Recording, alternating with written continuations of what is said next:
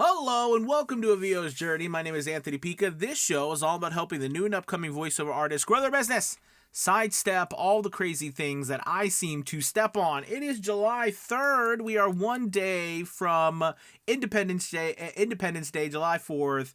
Happy early 4th of July. And thank you so much for watching this video today. Before we get started, if you can make sure you hit that like and subscribe button. Also check out the link below to A VO's Journey Elite Academy, where we're offering 50% off the first month to go ahead and get started and growing your voiceover business. We'd love to have you and help you, grow. So anyways, today we're going to talk about how much money can a beginner voice actor make, a beginning voice actor make. I get this question a lot in a different form, more so like what brand new voice actors want to make. They want to make, and of course all of us want to make as much money as we can, and that typically turns into a revenue number each monthly, where you say like I want to make $500 a month or $1,000 or $3,000 or $5,000 or $10,000 a month. These numbers, right, grow exponentially and they go monthly. And I think now more than ever, because things are not slowing down, but during COVID, things were really wild, and there was a lot of stuff going on where that wasn't necessarily as normal as when everyone is kind of back to work and things like that. So with things kind of leveling out and everything, I think it's important to discuss how much money a beginning voice actor can expect to make. Now, first, I want to point out that less than, I think it's, and I think this was produced by SAG-AFTRA, and I don't necessarily quote me on this because I can't remember when, but I do recall this number coming out that was about 1% or less of all voice actors make $90,000 a year or more. Okay, and then the rest are making under that. I think the majority are making between $18,000 to $20,000 a year, and everywhere in between. But I think it's important to note that it's this is an incredible business, but just starting out as a beginner, it's important to make sure we understand how much money you can expect. But as a professional too, or as you grow year after year after year, to understand, do you know what I mean, how much money there is in the business, so it's important to, I think, move on to the next part of this, which is, what path you take, because I think this is important as well. Meaning, like, are you going to take more of like the freelancer path? Meaning like you're going to represent yourself, and find your own business? Are you going to be solely, represented by an agent or an agency, or or agents in general, and you're just going to let them find you auditions and stuff? Are you going to do a hybrid where you do both? You know what I mean? Those are important. And the reason why I bring that up is because, some of them have faster ways to make money up front. Some of them have down the road maybe making more money per job, but it varies so much these days that you can do all of it.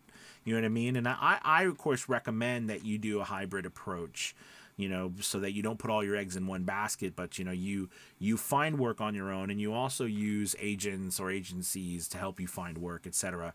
And they can be as simple as online websites as well. It's not just I think online websites are also they're all agencies. They're all places that basically help you find work. They're more like casting sites for you. I mean, where an agency might represent you directly, these casting websites give you opportunities by sending lots of traffic your way of potential customers. So anyways, so let's get to finances and money. It would be silly for me to sit here and say, this is what you make, because there is no set what you're going to make. But I find that within the first year, I can tell you, in my first year as a voice actor, I made $800. And I thought that was pretty decent I spent way, I spent thousands and thousands of dollars in training and equipment, getting myself, up to par with everything, but I made $800 my first year. I have coached people who in their first year make, anywhere from, $500 to a couple $1,000. And by the end of that, and I've coached some people who went from making a couple $100 to $10,000 a month. I mean, I've coached a wide variety, and I've coached enough people to know that there is no set path or expectation. What I can tell you is that what you should strive for is not how much money you're making right out of the bat, or over that first year just beginning. It should be more about the quality, the practice, the consistency that you're booking work, trying to work. And even in that first year, I would argue that it's better to push yourself to get work and experience than making a ton of money. The money will come. I promise you. If you are consistent with this, you continue growing, you continue working year after year, money will come to you. But, don't expect all that to just magically happen within a couple of months. It takes time. So I think that's the first thing. I don't want to, say to you that you're just going to start making money right off the bat. It takes time, because it takes time for you to become, and I don't know your back. I mean, that's another thing too. What's your background? So I came into this with an acting background. I mean, I have a BFA in theater, and I had performed, I had toured across the East Coast and the Midwest. I'd worked professionally on stage, and for hundreds and hundreds of shows. I mean, I've done a lot of professional acting before I came to voiceover, and teaching and directing the theater and stage work and stuff like that. And so, I had a lot of experience. It took me, a couple of years to really make a significant amount of money, to make over that six-figure mark. But it's extremely possible, but it took me years to do it. Not, the first year, all right, or even the second year. So, I think that, a good benchmark is for you to be able to book work. Specifically, I love starting off with audiobook work and stuff, because there's a lot of it, and it's available. It's inexpensive work. You're not going to get wealthy overdoing it, but you're going to learn such a good deal, right? Like being able to read out loud effectively, quickly. What I mean by quickly is not having time to practice scripts, right? For a couple of weeks or a month, like we do when you're acting on stage or something. Just getting a manuscript and starting to read it and being able to build your own styles. You know what I mean? Getting used to hearing yourself speaking other people's words and not messing up. That's really important, and that's going to help you with the money. Because the better you can do that, the faster you can do that, the more efficiently you can do that, the more work you're going to be able to do, right? And the more professional you're going to be able to seem to other people, and the more content you're going to be able to produce in the ways of, right, social media content, like videos, work that you're put up, or work that you've got to create. Because in the beginning, you have to create your portfolio because you haven't worked with anybody. So I think when you're first starting out, to sum all this up, you know what I mean? Please don't expect to be making anything. I mean, we want to make money, and I think it's very reasonable for you to shoot for $500, $1,000, maybe even $2,000 or $3,000 if you are a rocket your first year. There's always going to be the exception. There's going to be people who made a lot more than that. And there might be some people like me who made less than $1,000 their first year. I mean, the second year when I came back, I ended up making $20,000 my second year. And then my third year, I had a massive jump to over six figures. But that's not necessarily the rule. You know what I mean? But I typically see people in their second and third year having their largest jump. Okay, just because they've gotten everything under their belt, they've been able to get their portfolio out there, they've been able to do those things. There is something to be said also about your sensitivities. I mean, how talented you are, right? And your skill level and how well those are meeting. Do you know what I mean? At that time, because one, you might have some, incredible talent, but your skills need a lot of work. You might have, this innate ability to learn skills quickly, but you not necessarily have the, and when I say sensitivities, I mean you might not have a talent for doing, or performing as easy in different genres as some other people do. So you have to work harder on your skill level and working to. I mean, there's all sorts of things like that take time. All right. And so I hope this video has helped you, because I don't want to lead anyone on to think you're going to make all kinds of money in voiceover right off the bat. I mean, if anything, I mean, it's better that I know that you'd be like, how could you say this? But in some senses, I've worked with a lot of people who do make money quickly and then they end up quitting. And I find that it wasn't the money that they were really after in the end. It was, the fulfillment of what they're doing.